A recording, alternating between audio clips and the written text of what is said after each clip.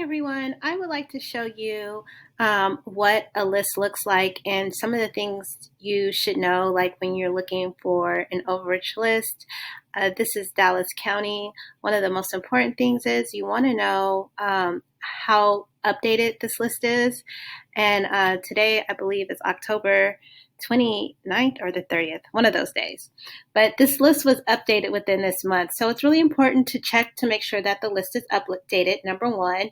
And then number two is to locate for every county. One of the things I like about this county is that it tells you the redemption period. So every state has a redemption period.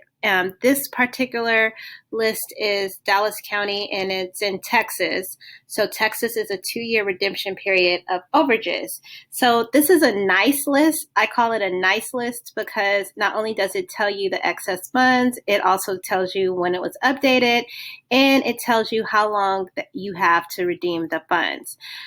So as you can see, this is a huge, well, not a huge list, but it's a nice list.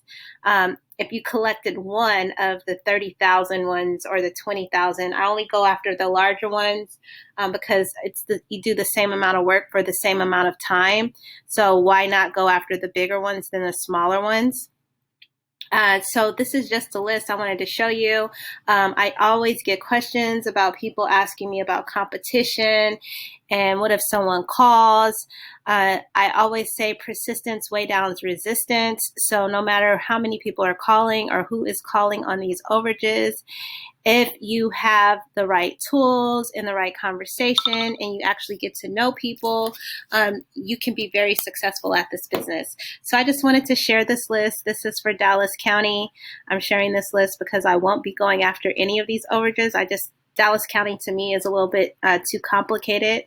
But just to go to show you that this county alone, this is only one county, you guys, it has $2,908,675,000 worth of excess funds.